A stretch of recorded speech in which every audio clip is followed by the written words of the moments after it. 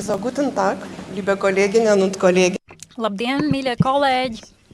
Arī es apsēdīšos un lūkšu arī piedošanu, jo arī man vienlaicīgi jādarbojas ar divām valodām. Un abas valodas, vācu valoda un latviešu valoda, man ir svešvalodas, un tādēļ tas nebūtu nav tik vienkārši. Taču es ceru, ka man izdosies, mums visiem kopā izdosies. Mani sauc Irēna Kriviene, es pārstāvu Viļņas Universitātes bibliotēku, esmu šīs bibliotēkas vadītāja. Un kā jau minēts, publiskās un zinātniskās bibliotēkas seko dažādiem mērķiem, tām ir katrai savu mērķi. Un tām ir arī atšķirīgas pakalpojumu sistēmas. Es centīšos īsumā ieskicēt Viļņas Universitātes bibliotēkas zinātniskās komunikācijas un informācijas centra pakalpojumu iespējas un runāt par šo vietu kā par mācību vietu. Un tagad es sākšu šo datorspēli. Īsi par universitāti. Universitāte ir vecākā universitāte Lietuvā. Dibināšanas gads 1579. un ir arī viena no vecākajām universitātēm vispār šajā jomā. Universitāte atrodas, daļa no tās atrodas vecpilsētas centrā, bet pašlaik universitāte rīkojas ļoti atbildīgi un būvē lielu pētniecības centru, kas atrodas mazliet nomaļāk no pilsētas centra. Viļņas Universitātes bibliotēka ir vecākā bibliotēka Lietuvā un dibināta 1570. gadā. Arī fondā ir seni mēdīji, bet par šo jomu es šodien nerunāšu. Īsumā gribu tikai ieskicēt universitātes organizatorisko struktūru, jo tā ir saistīta ar bibliotēkas uzdevumiem. Kopš 2013. gada februāra bibliotēka īsteno tādu matemātiski aplamu formulu, proti 1 + 1 ir 1. Un ar to es gribu teikt, ka bibliotēka sastāv no divām dažādām ēkām. Viena ir vēsturiskā ēka, kas atrodas pilsētas centrā, un šajā bibliotēkā šīs bibliotēkas uzdevums ir uzglabāt un veicināt dažādas aktivitātes attiecībā uz seno krājumu, un arī vēstures bibliotēka ir atbildīga par informācijas resursiem tādās jomās kā vēsture un humanitārās zinātnes. Šī bibliotēka ir bibliotēka, ko izmanto 3 fakultātes, un kurām nav vairs pašām savu bibliotēku. Otra ēka ir gadu veca, un to sauc par Zinātniskās komunikācijas un informācijas centru, saīsinājumā KIC no lietuviešu valodas. Šis saīsinājums ir iegājies kā zīmols ne tikai Lietuvā, bet arī ārpus Lietuvas, un tādēļ mēs arī izmantojam lietuviešu valodā šo saīsinājumu. Kādi ir MKIC uzdevumi tagad un arī nākotnē? Pirmām kārtām tā ir bibliotēka dažādiem izpētes centriem, izpētes centriem, kas atrodas šajā tā sauktajā Saulēkta ielā. Taču šī bibliotēka tiek izmantot arī 4 fakultāšu vajadzībām, kas atrodas netālu no šīs jaunās ēkas. Tā ir universitātes biblioteka vai tāda akadēmiskā universitātes pilsētiņas bibliotēka, kur uzsvars tiek likts uz juridiskajām zinātnēm, ekonomiku, komunikāciju un fiziku.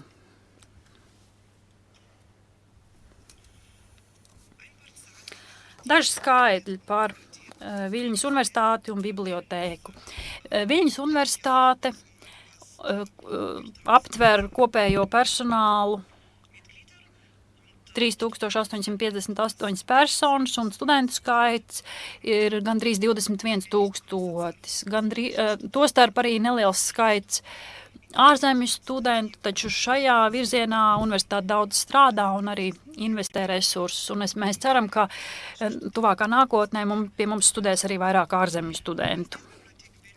Viļņas universitātes bibliotēka.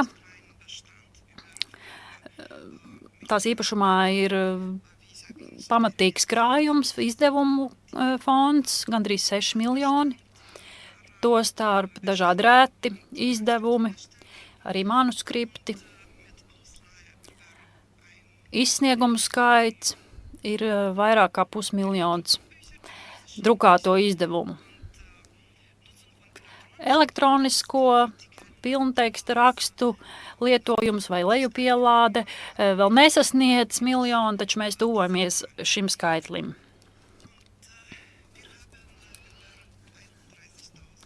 Mums ir vairāk kā 31 000 lietotāju. Daļa lietotāju nav Viļņas universitātes locekļi. Gandrīz 6000 lietotāju ir no citām institūcijām, no Viļņas pilsētas vai no visas Lietuvas. 2013. gadā apmeklētāju skaits pirmo reizi vēsturē, mūsu bibliotekas vēsturē pārsniedz 1 miljonu. Ko tas nozīmē? Tas nozīmē, ka 2013. gadā februārī mēs atklājām Zinātniskās komunikācijas un informācijas centru. Te redzams dažas no mūsu telpām un bibliotēkas dzīves un arī atklāšanas svētkiem. Šī jaunā bibliotēka, šī te jaunā daļa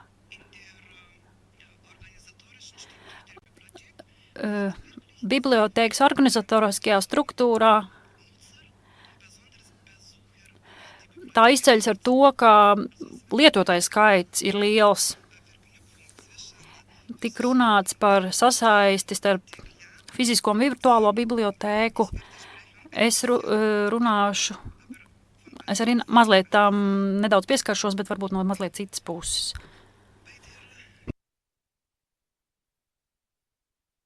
Veidojot bibliotēkas jauno ēku, modelējot dažādas darbības un aktivitātes, kas paredzēts šajā telpā, mēs pieturējāmies pie dažiem pamatprincipiem. Tostarp arī pakalpojumu izstrādē. Īsumā vēlos ar tiem iepazīstināt. Pirmais pamatprincips – funkcionalitāte. Ko tas nozīmē? Tas nozīmē, ka ir brīvpieejas fonds, kas ir ļoti liels. Telpas ir universāls. Tās var tikt izmantotas dažādiem mērķiem, dažādām aktivitātēm. Atvērtība. Šī bibliotēkas daļa ir atvērta 24 stundas diennaktī. Izņemot valstiskas nozīmes svētku, šajās dienās bibliotēka ir slēgta. Un es jums varu teikt tikai to, ka lietotāji ar to nav apmierināti. Un viņi mums jautā, kāpēc jūs nestrādājat neatkarības dienā? Bibliotēkai jāstrādā visu laiku, jo tā ir atvērta bibliotēka. Taču mūsuprāt, valsts svētki ir jāsvin un jāmācās to darīt. Šis 24 stundu darbs, atvērtība ir ļoti populāri jauniešu un studentu vidū. Par to runāšu arī vēlāk.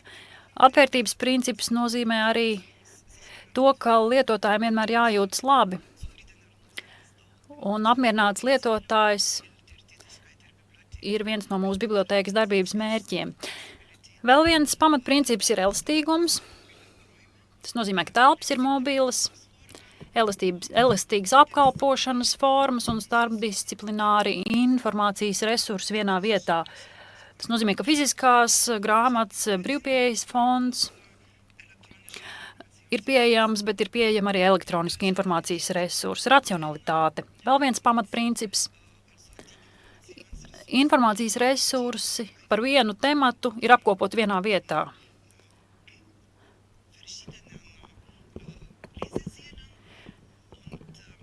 Vai tās atrodas dažādās lasītavās, un šis princips funkcionē.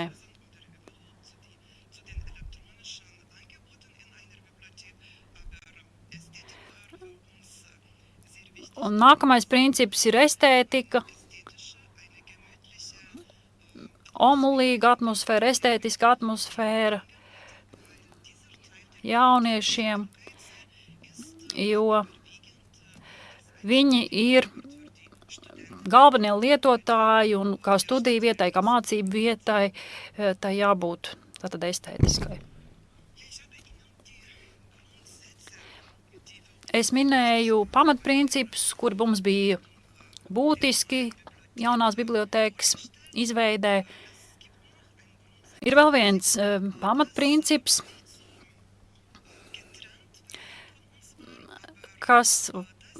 kuru mēs arī ievērojām, bet pie kur mēs vienmēr no jauna atgriežamies. Tas ir serendipitātes princips. Šis princips nāk no uzņēmumu vadības jomas, no biznesa jomas, un jēdziens nozīmē kādu nejaušu novērojumu, tādas lietas novērojumu, kur netika meklēta. Tas balstās uz to, ka viss ir vienā telpā, virtuālā vai fiziskā, ka viss ir ļoti labi izkārtots, sakārtots un salikts tā, ka cilvēks, mūsu gadījumā bibliotēkas gadījumā, ka lietotājs, ka šī pakalpojuma lietotājs, tam ir pieejami tik daudz piedāvājumu, un tie bibliotēkā ir izkārtot un piedāvāti tā, ka viņš, lietotājs, atrod ne tikai to, ko viņš meklē, bet atrod arī to, kas ir kaut kas negaidīts, atrod negaidīto. Tas savukārt ved pie kaut kā jauna, pie jaunām zināšanām, pie jaunas informācijas.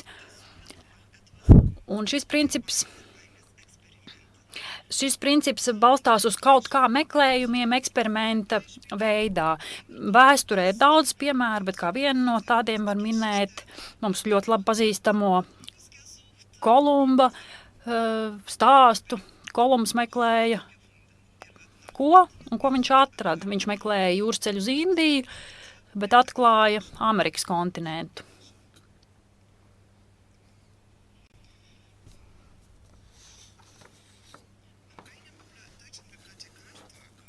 Kādā Vācijas bibliotekāru konferencē par serendipitāti runāja arī zinātnieks Pēters Štrošneiders.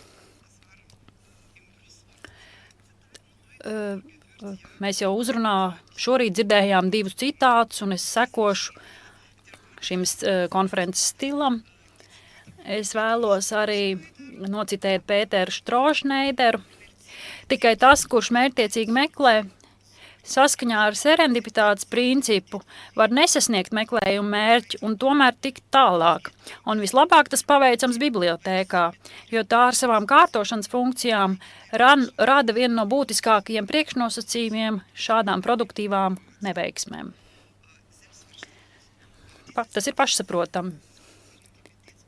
Serendipitātes princips īpaši labi izpaužas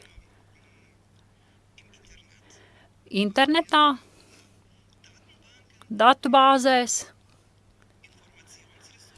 informācijas resursos, kas pieejami elektroniskā formā, vai šo resursu prezentācijā, taču arī šos pašus principus var izmantot arī fiziskajā telpā.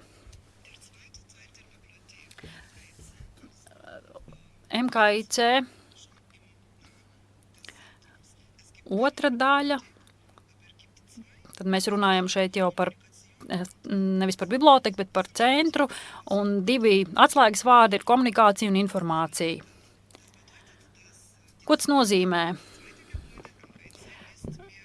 Tas nozīmē to, ka šis MKIC centrs ir vairāk vērsts uz elektroniskajiem piedāvājumiem.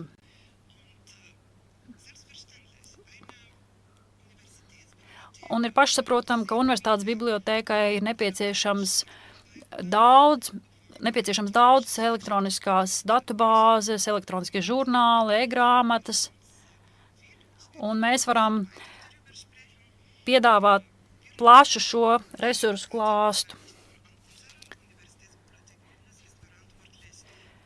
Viļņas universitātes bibliotēka ir atbildīga par visu Lietuvas universitāšu bibliotēku tīklu, it sevišķi par elektronisko katalogu un arī uz apakšsistēmām, uz Primo bāzes.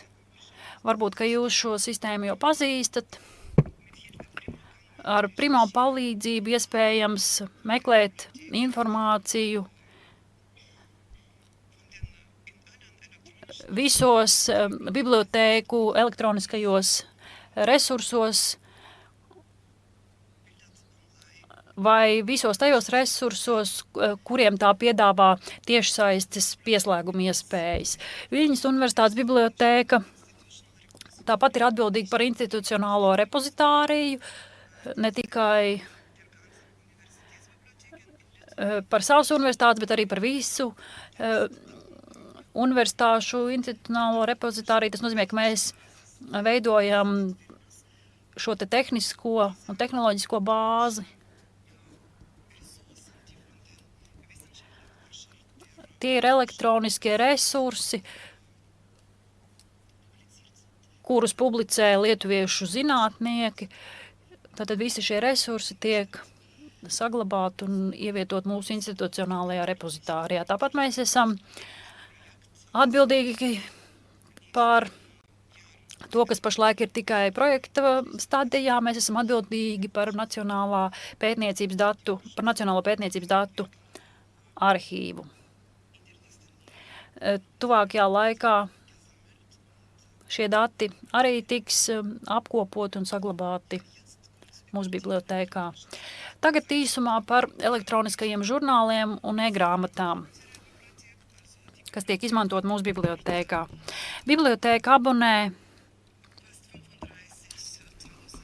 gandrīz 35,000 dažādu žurnālu,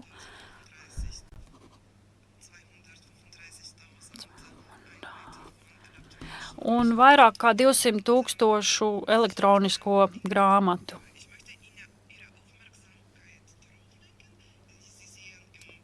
Uz ko vēlos vērst jūsu uzmanību? 2010., 11. un 12. gadā bija vērojama zināma dinamika, bet 2013. gadā meklēšana elektroniskajās datu bāzēs ir palielinājusies.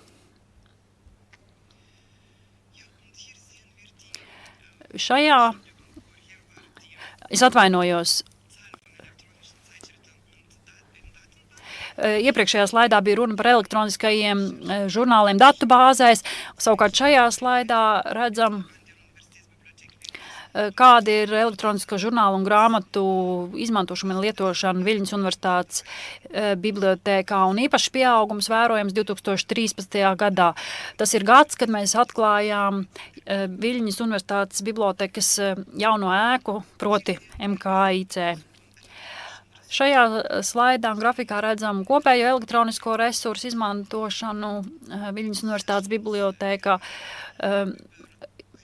Sesiju skaits ir vairāk nekā 500,000, meklējumi vairāk kā 2 miljoni un pilnteksta leju ielāde gandrīz 1 miljons leju pielāžu 2013. gadā. Visu šo informāciju iespējams saņemt bibliotēkā vai atrast bibliotēkā pie informācijas termināļiem. jaunajā ēkā, jaunā ēka ir labi aprīkota ar datoriem, visur ir Wi-Fi pieslēgums. Nezinu, cik jūs esat informēti, bet attiecībā uz Lietuvu par internetu runājot, var teikt, ka internets ir ļoti labs, tas ir ļoti ātrs un tas ir ļoti attīstīts Lietuvā.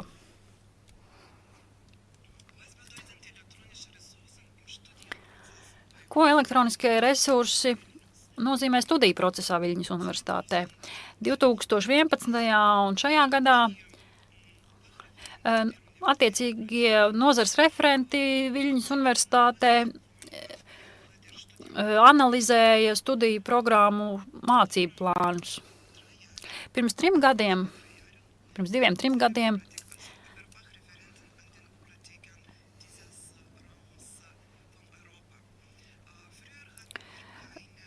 agrāk nebija šo te nozaru referentu,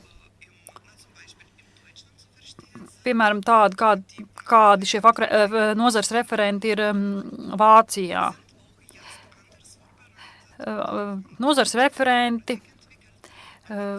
tiek apmācīti arī savādāk, bet pirms kādiem 2-3 gadiem mēs nolēmām, ka mēs izstrādāsim šo te apmācības programmu nozars referentiem, un to mēs arī īstenojam. Un šie cilvēki šobrīd nestrādā varbūt, teiksim, tādā klasiskā izpratnē, kā nozars referenti, bet viena daļa no aktivitātēm, ko viņi veic, ir šī te analīze.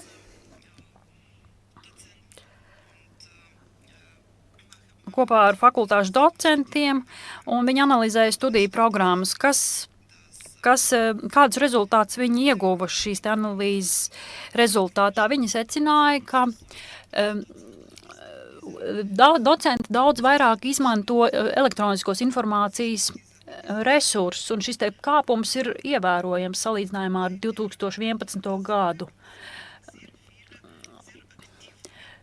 Kad tika atvērta jaunā bibliotēkas ēka, mums bija tāda komiteja, kur aktīvi strādāja, un notika aktīvas diskusijas par elektroniskajiem resursiem fakultātēs. Un mēs piedāvājam arī informāciju pratības kursus bibliotēkās, ir ļoti labi piemēri.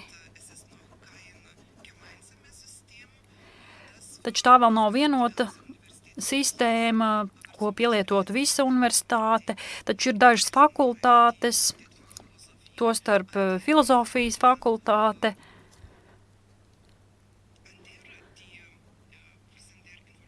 kurās notiek vai tiek piedāvāti jau programmas ietvarošie informācijas pratības kursi. Un šos kursus vada mūsu bibliotēkas darbinieki. Šajās fakultātēs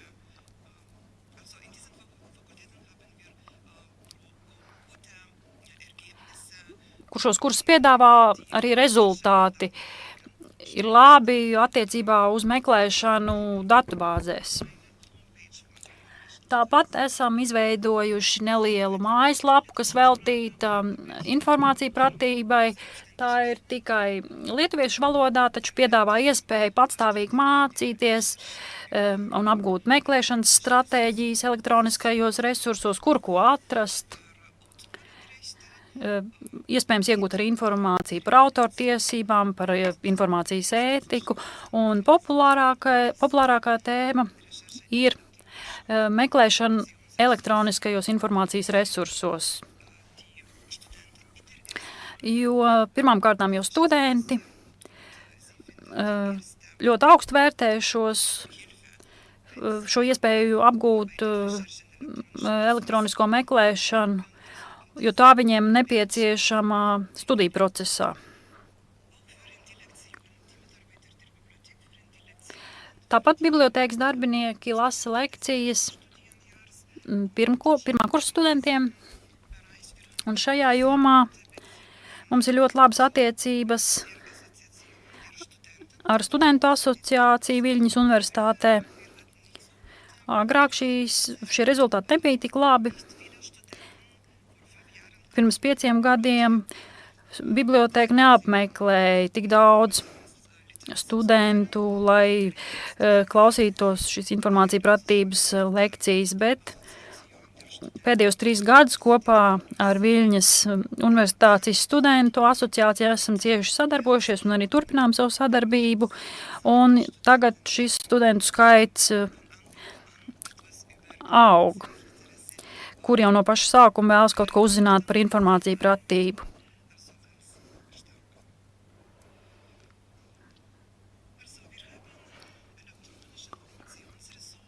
Mums ir elektroniski informācijas resursi, mums ir publikācija datubāzes, kuras gan docentiem, gan studentiem piedāvājam un prezentējam. Jautājums rodas, kādēļ studenti tik lielā skaitā vienalga nāk uz Viļņas universitātes bibliotēku, jo īpaši uz jauno MKIC telpām. Ik viens Viļņas universitātes loceklis no savām mājām vai no savas darba vietas var pieslēgties informācijas resursiem, datubāzēm, žurnāliem, e-grāmatām. Viņš var arī šajos resursos meklēt, bet neraugoties uz to, bibliotēkas apmeklētāju skaits ir palielinājies, turklāt ievērojami. Es jau minēju, ka pirmoreiz mūsu vēsturē apmeklētāju skaits pieaudzis līdz vairāk kā 1 miljonam.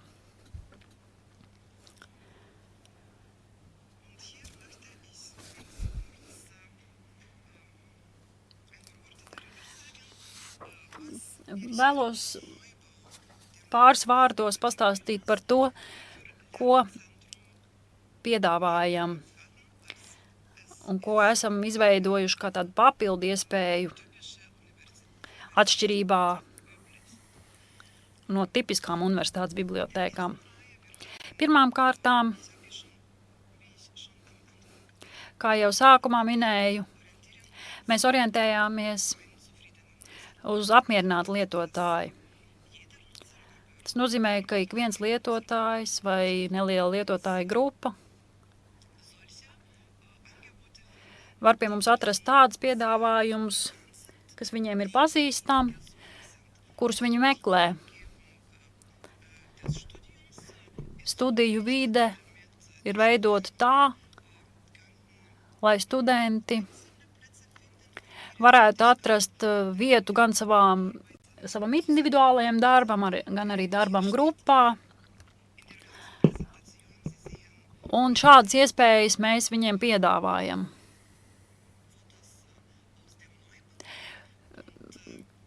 To jūs redzat arī jaunās ēkas fotogrāfijās. Te redzams telpas, kurās studenti var strādāt grupās, kur var notikt semināri. Telpas ir aprīkotas ar dažādām tehnoloģiskajām ierīcēm.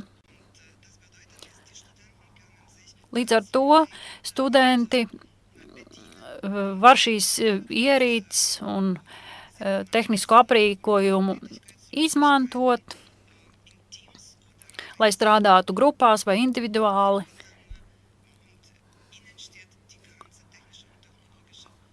Tātad viss tehniskais un tehnoloģiskais aprīkojums ir studentu rīcībā. Ko mēs vēl kopā ar studentiem darām? Mēs domājam, ka ir ļoti labi, ja cilvēki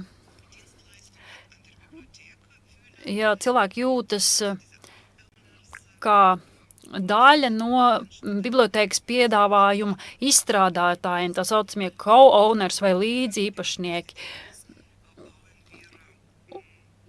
Tādēļ mēs savus bibliotēkas fondus un pakalpojumus izstrādājam kopā ar studentiem. Teiksim, students var ieteikt konkrētu grāmatu, internetā pieejams formulārs, kuru aizpildot, students var ieteikt kādu grāmatu bibliotēkai iegādāties. Tas, protams, nenozīmē, ka katru no šīm grāmatām bibliotēka arī iegādāsies. Mēs, protams, veicam tādu atlasi un tad izvēlamies, kuru grāmatu iegādāties vai neiegādāties. Tas pats attiecas arī uz elektroniskajām grāmatām. Arī tās studenti var ieteikt. Tāpat mēs domājam par radošumu telpu, par telpu radošumam, un šeit būtisks ir jau minētais serendipitātes princips. Mēs piedāvājam pakalpojumus, kas ir vērsti uz eksperimentālām aktivitātēm un uz tām balstās. Mēs aicinām studentus, jaunos cilvēkus eksperimentēt. Mums ir dažādi tehniskie, tehnoloģiskie, elektroniskie piedāvājumi jauniešiem. Mums ir 2 laboratorijas, 3D laboratorijas un IT laboratorijas. Mums ir dažāda programmatūra, ar kuras palīdzību, piemēram, kādu tehnikas ir iespējams izstrādāt, teiksim, kaut kādu tehnisku žurnālu vai zīmējumu, un tad ieskanēt šo zīmējumu, un tas tad tiek atliets 3D formātā. Varētu iedomāties, ka, teiksim, šādi varētu izveidot tilta konstrukciju vai ko tam līdzīgu. Šis 3D skeneris ir ļoti populārs studentu vidū.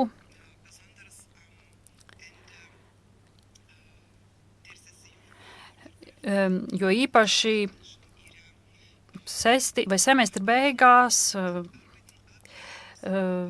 kad studentiem jānodod savi semestra darbi vai diploma darbi, īpaši kas saistīti ar arhitektūru vai tehniskajiem novirzieniem, tad šīs te laboratorijas un skeneri tiek izmantoti. Un tādējādi studentiem ir iespēja arī pārbaudīt, vai viņi savos pētījumos un savās studijās ir uz pareizā ceļa. IT laboratorijā mums ir vairākas programmatūras, ko piedāvājam saviem lietotājiem. Adobe Photoshop, dažādas programmatūras, skaņas apstrādei un attēla apstrādei. Tāpat mums ir arī programmatūra kā MATLAB, Maple, matemātisko un citu datu apstrādei.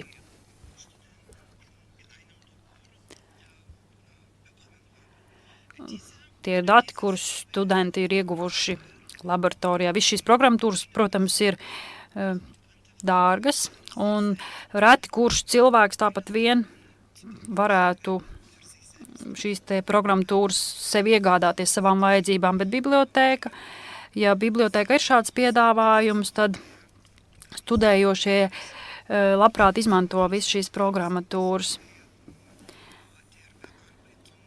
Īpaši pieprasītas ir programmatūras sociālo datu apstrādē, SPSS un tam līdzīgs. Kā es jums jau teicu, mēs kopā ar klientiem mēģinām veidot šo te bibliotēkas piedāvājumu. Jaunie cilvēki parasti negrib nekādu mutisko informāciju vai mutiskas konsultācijas, viņi grib būt patstāvīgi. Un tas, ko mēs esam integrējuši bibliotēkā, studentiem, jauniem cilvēkiem var palīdzēt darboties patstāvīgi. Piemēram,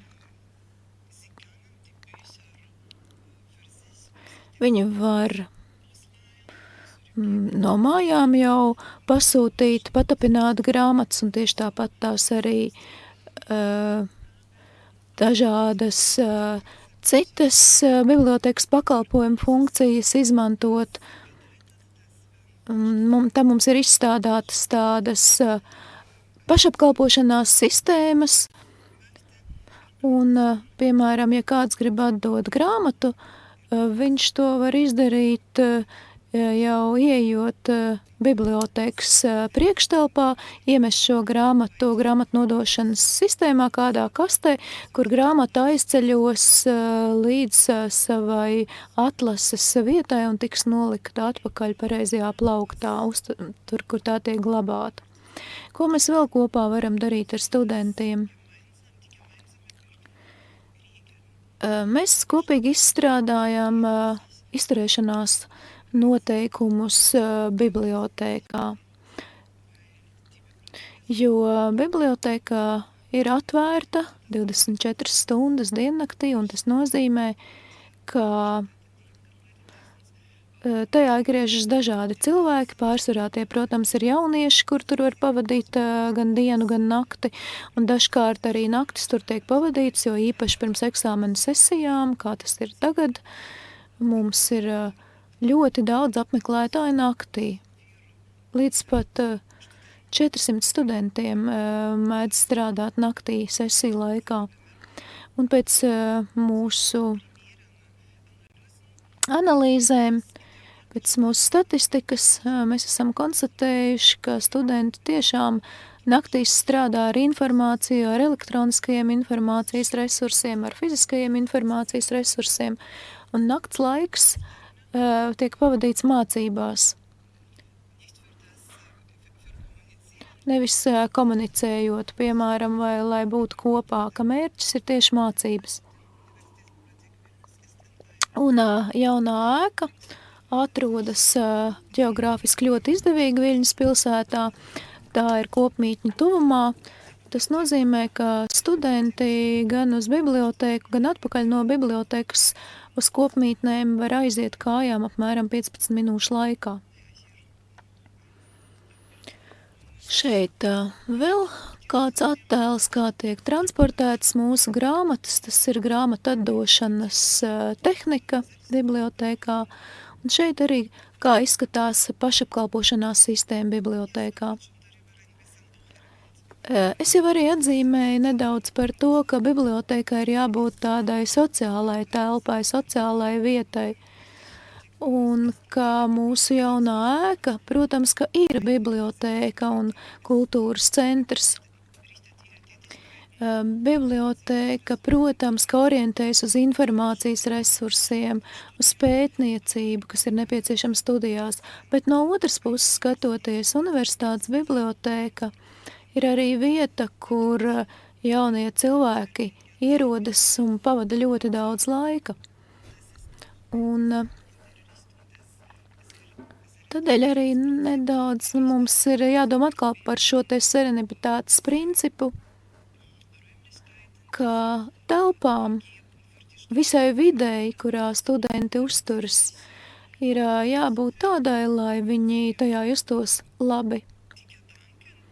Lai zināšanas, domas, idejas, visa informācija, kuru viņi iegūst lasītāju telpās, lai viņi arī kādā atpūtas telpā, bibliotēkā, kādās atpūtas zonās, lai viņi varētu apmainīt viedokļus par šo iegūto informāciju, pavadīt laiku kopā arī ar saviem vienaudžiem.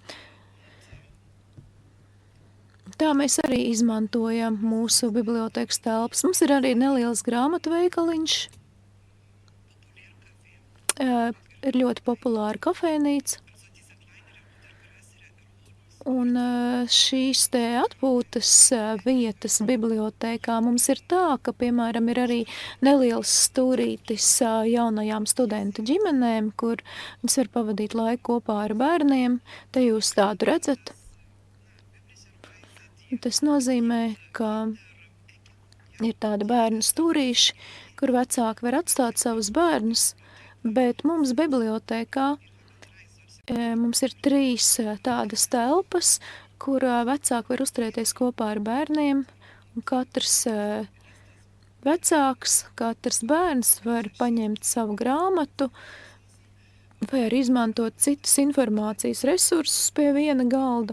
Tas nozīmē, ka bērni jau kopš agrīna vecuma redz, kā mācās viņu vecāki, kā viņi strādā, kā viņi lasa, un tādā veidā mēs domājam, ka mēs atbalstam arī interesi par lasīšanu jauno cilvēku vidū. Mums bibliotēkā ir arī lasītava, tāda lasīšanas telpa, kas nav tipiska universitātes bibliotēkām. Visas lasītavas atbilstoši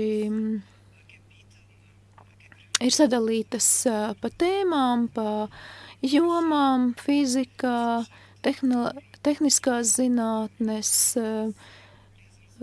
juridiskās zinātnes, jurisprudence un tā tālāk, bet viena lasītava mums ir arī daļliteratūrai. Un tā ir ļoti plašs fonds, un tā ir ļoti populāra arī apmeklētāju vidū. Studenti nomā romānus, lasa daļliteratūru, un mēs nepavisam negribam apgalvot, ka jaunie cilvēki nelasa. Viņi lasa, ja viņi atrod to, ko viņi meklē un ko viņi vēlas atrast. Bibliotēkā mums ir arī ļoti liels laukums tās priekšā, un tas ir izveidots tādā amfiteātra, tam ir amfiteātra skats, amfiteātra kāpnes, un tas ir arī izveidojies kā tāds fórums jauno cilvēku domu apmaiņai. Te vēl ieskats citās bibliotēkas telpās, piemēram, katrs šeit var atrast savu vietu. Tiem, kas vēlas būt vieni, mums ir arī tādas iespējas, tajā tiek piedāvātas, un šādi te telpas tiem, kas grib lasīt vieni paši.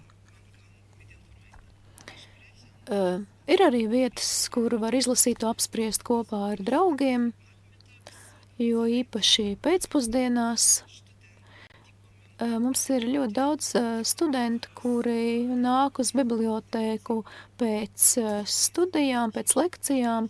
Bibliotēkā viņi gan lasa, gan viens ar otru pārunā. Liels paldies par klausīšanos!